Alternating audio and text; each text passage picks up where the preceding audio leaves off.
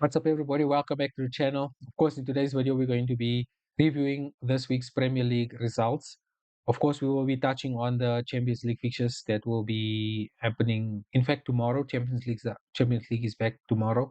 Then we'll also be touching on the upcoming Premier League fixtures before the international break. Again, I'm not really a fan of the international break. I don't know if you are, but I get it. Teams and players wanna represent their countries on the bigger stages, on the international stages. And I know a lot of the players are really looking forward to this upcoming World Cup that will be happening next year, 2026, in the Americas.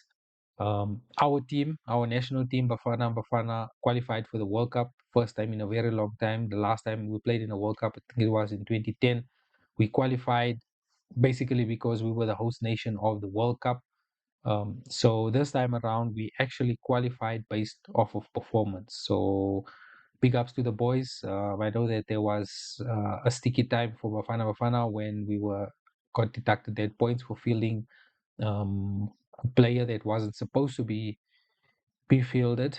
Um, but nevertheless, we got the job done. We managed to qualify for the World Cup. And I think this is a big deal for South Africa from a footballing perspective. We all know the benefits that come along with qualifying for the World Cup, exposure on the highest level.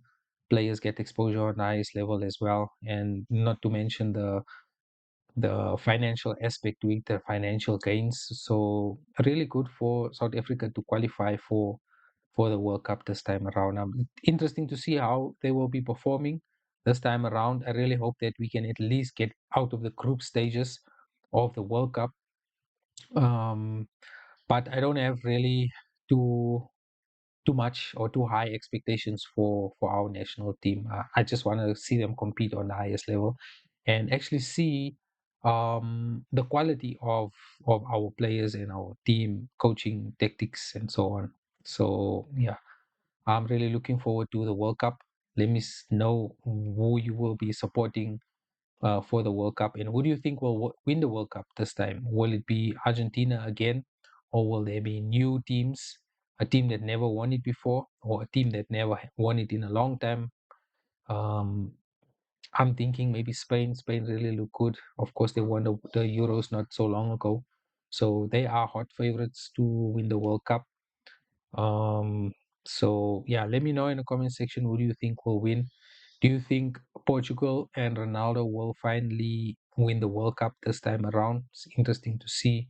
And I think that over the years, football has developed so much that the competition is really tight. I mean, you see it in the league level where a lot of teams, or let me say lower level teams, are able to compete on the highest level, like on Champions League and so on and so forth. So yeah, it's really gonna be interesting to see how these national teams perform. But nevertheless, Premier League results: Arsenal top of the table, again winning 2-0 over this past weekend. Fantastic performance, solid performance by Arsenal. I think their defense is really key for Arsenal this season. Um, I think that partnership between Gabriel and Saliba, very key partnership. So yeah, they are very solid. They're looking good. They're looking like they are the favorites to win the league. They currently lead the table by 6 points. It's still early in the season, so anything can still happen. Injuries can still happen. Touch wood that none of the players get injured. Especially because it's a World Cup season coming up, and I know that players really want minutes, especially this time of the year. They really want minutes to be selected for their national squads for the World Cup. So, and also, it's not nice to, how can I say, when a team misses key players, um, we don't really see the full potential of the team when they miss key players. But nevertheless, that's football. Injuries do happen. So yeah, but either way, Arsenal really looking good, really looking solid. It's their title to lose, in my opinion.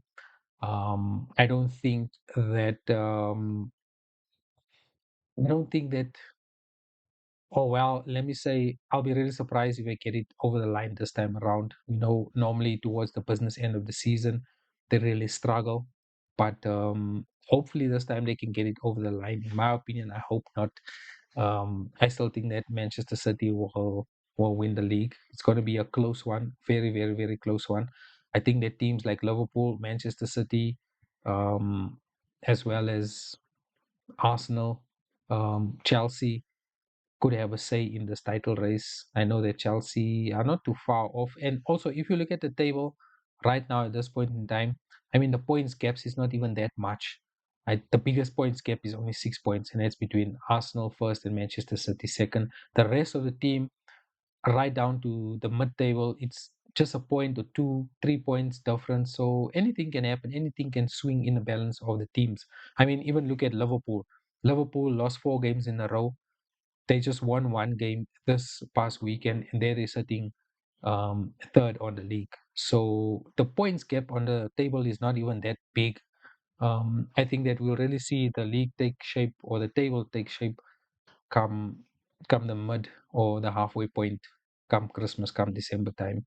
So yeah, still a lot of games to play. It's still early in the season, but moving on to Liverpool's performance, I think that they played much better this time around. I know that Wirtz didn't start. They played Gravenberch. Gravenberch came back from injuries. I think that he's very solid in that midfield. He can carry that midfield. He can drive the midfield forward. So I think that he's going to be key for Liverpool this season, especially in that midfield position. Last season, we know that he was a very pivotal or crucial player for Liverpool. Last season, he really balanced that midfield out, and it's going to be interesting to see how Arne Slot integrates Wirtz into this midfield because over the last few weeks, it hasn't really worked out for Wirtz. So I think this time around, Arne Slot went back to the drawing board and he basically played his team that he played last year. So I don't know. I guess he'll have to figure out how he'll integrate Wirtz into this team. I think that he should still stick with Gravenberch in that midfield, and slowly integrate Wirtz into the team, having McAllister there as well. Just to get things ticking on, things moving on. So the key thing for Arne Slot is to find that midfield in the balance, or find that balance in the midfield, if I can put it. I know I said it the wrong way around or the opposite way around, but yeah, finding that balance in the midfield is key for Liverpool. Defensively, I know that they can be a little bit shaky defensively, but I still have full trust and confidence in Van Dijk. I know that he can have a poor game here and there. I think that Van Dijk needs someone that's at least as good as him to really perform or to really shine when he plays with the player next to him that's not performing on the level that he is. It really makes him look bad also. So yeah, I'm confident in that defensive line for Liverpool, with Van Dijk in there. It's just that midfield they need to figure out something there. And then again, the forwards or the striking position in particular, Arne Slot played Ekatike. I think Ekatike in the beginning of the season he really started well. It's just that injury that he got that really set them back slightly. So it's also going to be interesting to see how he integrates Isak into this team also. We all know that Isak has a lot of qualities as a player. So yeah, it's going to be interesting to see how he also integrates into this team as well. Looking at the table, like I said, the points gaps is not too far off. The league is always much more interesting when there's more than one or two teams fighting for the league. So in this case, you would still think that it's a three-horse race. So we'll have to wait and see what happens more towards the end of the season, or at least by the midpoint, or at least by the winter transfer window. Let's see how the table shapes up. Do you think that the table will stay the same, or do you think that some teams will fall out of the top four spot? I know that Bournemouth is still in that top four spot. Will they slip away, or will they at least make Champions League or European places this season? I think that they are capable. To be honest, I really think that they are capable. I think that a manager has a plan. Sometimes the plan might not go according to plan, but he has a plan and he has a structure at least, and he has a way and a style of playing. So, and he has that identity. You can kind of like see what Bournemouth is doing or what they're at least trying to do. Um, so yeah, let's see by the midway point, by the winter transfer window, how the table looks like. What is your top four predictions come the winter transfer window? I still think it's going to be between Manchester City, Liverpool, Arsenal, and probably Chelsea in there. I think Chelsea is also a fantastic team, but nevertheless, again, Liverpool come off that four wins or four losses in a row. I think that it was really key for Liverpool to win this past week, just to settle the nerves. But then again, they've got Real Madrid in the Champions League on Wednesday, and then they've got Manchester City in the league before the international break. So yeah, Real Madrid never an easy team. We know that Real Madrid is the kings of the competition, so they're not going to make it any easy for Liverpool either way. And then Manchester City as well. We'll talk a little bit about that game later on in the video. But remember what we've said in our previous video after the international break when Liverpool lost to Galatasaray in the Champions League. We were looking at Liverpool's fixture list, and so far they basically lost all the games that we predicted they would lose. Even the Crystal Palace in the EFL Cup, we know that they lost in the league against Crystal Palace. Then they lost to Crystal Palace again in the EFL Cup. So it's almost like Crystal Palace is their bogey team. I remember a couple of seasons ago when they were also fighting for the league, the time when Gerrard was there with what's this coach, Brendan Rodgers, when he was still the coach. There was this one game where Crystal Palace really came back and basically stole the game from Liverpool. So it's like Crystal Palace is Liverpool's bogey team, if I can put it that way. Um, but nevertheless, still not an easy fixture for Liverpool playing Real Madrid. So yeah, it's going to be interesting to see what team Arne Slot fields this time around. Who do you think should start in that midfield? I think definitely Gravenberch should start in that midfield, and he should keep Ekatike there. Even if he switches up the formation and plays a 4-4-2 to accommodate Isak, maybe put two strikers, or even if he doesn't play that formation, maybe try and bring Isak slowly into the team. But I would think that he wouldn't start Isak, in my opinion. But if he does, it's interesting to see how Isak will manage or come into the game. And then of course Manchester City versus Bournemouth. I think it was also a must win for Manchester City just to you know put that pressure on Arsenal as well. Even though it's still 6 points, but it was very crucial for Manchester City to win that game. Of course, I think Manchester City are starting to look like the team that we know. I think Arsenal, being that they are the league leaders, they're really going to have a problem if they don't shut Manchester City out, or even if Manchester City, get a grip of things. It's going to be really tough for Arsenal. We know how relentless um, Manchester City can be when they're on top form and when they're at their best.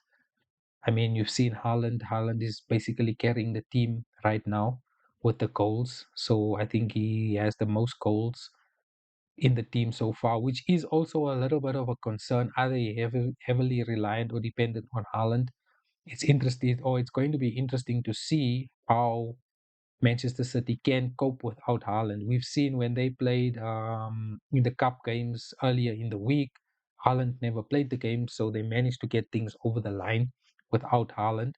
So it's really going to be interesting to see how Pep manages Haaland, because I believe that Haaland doesn't have a replacement or a striking or a like for like striker, or not even a like for like striker, just another striker. I think that Omar Marmoush is that person that would maybe come in for Haaland when Haaland is not playing, or if he's injured, touch wood, he doesn't get injured, because I think that he'll really be key for Manchester City. I think the key thing for Manchester City is keeping Haaland fit long enough until players like Mamouche, can be fully fit and game ready, and then players like Cherky also to be fully match fit and game ready and have that momentum and rhythm in him. Then it would be okay.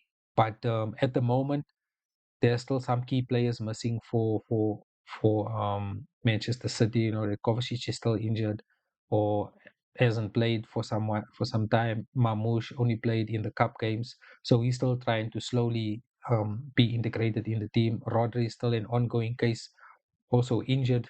But I think Nico Gonzalez is doing good in that position.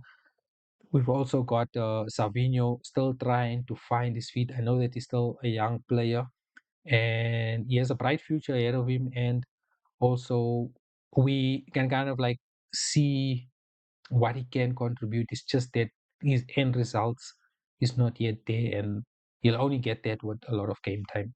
So yeah, I just hope that come the winter transfer window, that all our players are fit and ready to kick on to the next phase of the league. So, yeah, what do you think of Haaland's performances so far? Is he currently the world's best striker?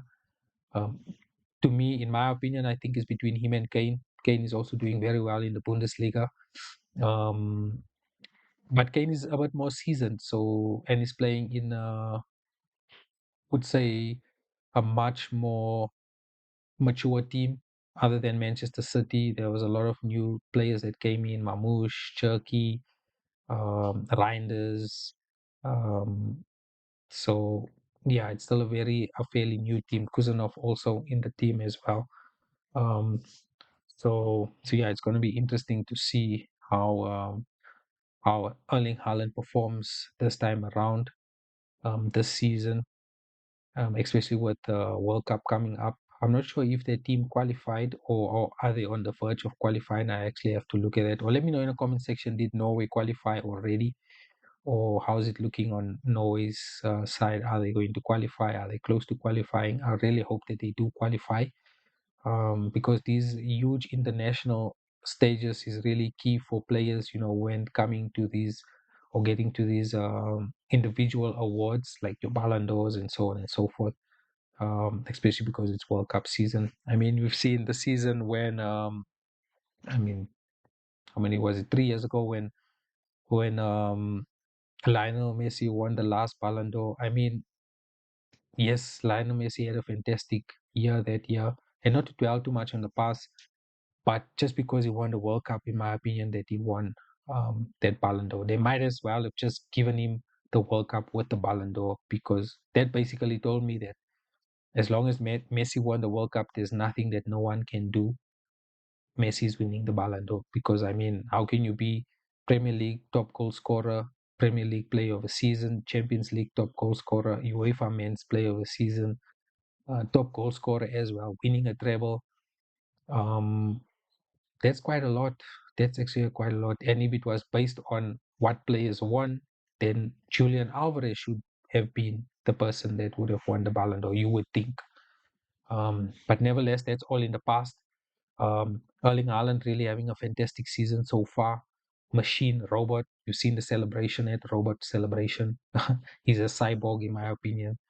So yeah, it's going to be interesting to see. And I mean, with him signing that long-term contract, I think that he's got his eye on that Alan Shearer record. Do you think he will reach it? I think that he will. He will reach it. I think that he's just about 2 goals off to have 100, to join the 100 club in the Premier League. I think he scored more than 100 goals for Manchester City as a club. But in the Premier League, he's already close to joining that 100 club, and it's not even halfway through his 10-year contract. So at the rate that is going on right now, I think that he will definitely break that Alan Shearer record. But nevertheless, Manchester City really looking solid these days. I think that things are slowly falling into place. The team or the players that came into the team are really, starting to gel with the team, like your Cherky, your Reinders as well. They also, integrating nicely into the team as well. Nico Gonzalez, I know that he came in the middle of last season, as well as Omar Marmoush, but he's really settled in very nicely. I think that Pep shouldn't change that holding midfielder position. I think that he should leave Nico Gonzalez there, even though Rodri is fit. I think that Rodri should take the position that Nico Gonzalez would have taken, that substitute rotational role for now. I don't think that it's fair that even though Rodri is fit, that he should just start and take his place back. Right now, that position, in my opinion, belongs to Nico Gonzalez right now in this moment in time, based off form and fitness. So yeah, when Rodri is fit, he can take on that rotational role, and then when they both fit and fully match fit, they can fight for that position, in my opinion. But right now, it's crucial that we stick to that one player in that specific position. Also, Turkey is looking very good, very creative. My only problem is with Turkey. But I get it. This is how Pep wants to play. He's that type of player that slows the game down, like Jack Grealish used to play. Was very slow on the ball and so on and so forth. He doesn't come across as a player that likes to attack, attack, attack. I think that he's more that controlling, playing that those cute passes, those through ball passes, to split that defense or to split that midfield. So yeah, it's going to be interesting to see how he performs over the season for Manchester City. My favorites are still Manchester City to win the Premier League. In my opinion, I think that they'll get it over the line. I know that a lot of teams and a lot of people won't be too happy with that. Um, and what does it mean for Arteta if Manchester City wins the Premier League? Does it mean that it's the end of the road for Arteta, or are they going to give him some more time? To I don't know. Is there anything even to build more on that team? I think that he's got everything that he needs or everything that he asked for. They needed a striker. He asked for a striker. He's gotten a striker. They got the person that they were actually after. So yeah, he's got everything at his disposal to heal the results that is needed. So whether it's a FA Cup, I think a FA Cup would just buy him time. Whether it's a Champions League or even the Premier League, but I think their eyes are more on the Premier League and the Champions League. I think those are the two competitions that Arsenal is really after. And in all fairness, I think that they can really do well in those competitions. To be honest, I think it's just a matter of time, matter of when they will win the Premier League or even the Champions League at the point where they are. And look how nicely Arteta built the squad to the point where they are. Losing a manager like Arsene Wenger is a big thing. It can set your team back a couple of years. Even with Ferguson, we've seen how long Manchester United struggled. Um, on that note, Manchester United disappointing result, drawing 2-2 in the end. I think that Manchester United could have closed that game out and really seal that 3 points. But nevertheless, it's football. This is how it is. This is how the Premier League is. We all know that all of these teams are capable. That's what I like about the Premier League. All of these teams are capable, and even with the players, it might not be the most known player, but the abilities are all there. All these players have the abilities to play. It's just up to that coach or that manager to bring the best out of the player, um, and try and fit the player into the system. But all these players can play. All these teams can play. They can all compete, especially in the Premier League. So yeah, that's just my take on the results over this past weekend. I'm really looking forward to this weekend's games. We'll do another video later in the week just to preview this week's Premier League fixtures, but definitely one that I just want to touch on quickly: the Manchester City versus Liverpool, or is it Liverpool versus Manchester City? Either way, that's a very important game for Manchester City. I think that it's very crucial that Manchester City wins that game, especially going into the international break. anything can happen with Arsenal. I know that they play Sunderland away, but to me, I think that Arsenal basically going to win that game. But who knows? Surprises can happen.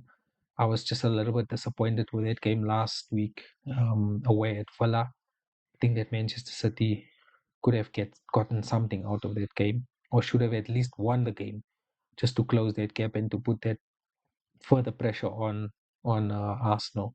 So yeah, that's definitely a game that I'll be looking out for. Let me know in the comment section who do you think will drop points out of the top six teams before the international break? Tottenham are also looking a little bit shaky these days. Disappointing, very, very, very disappointing. Chelsea managed to secure their 3 points. So yeah, it's going to be interesting to see how the table looks by this next international break. But nevertheless, we will talk more about that in our next video, previewing or reviewing the upcoming league fixtures. We will also be previewing some of the games that we'll be playing tomorrow in the Champions League. So yeah, I'm really looking forward to the Champions League as well. So let me know in the comment section. But nevertheless, thank you so much for watching the video. I don't know, for some reason I'm still stuck on 892 subscribers. I'm not sure what the problem is, why I'm not gaining that subscribers, closing out 200 subscribers. So that's definitely my goal or my milestone, that I would like to reach 200 subscribers. So if you haven't subscribed to the channel, please subscribe to the channel. It doesn't cost anything. And turn on the notification bell to get those notifications when I do drop videos, and then smash the like button just to help with it algorithm. It really just puts the video out there to get more views and so on. But thank you so much for your support thus far, and I'll check you guys in the next video. Peace out.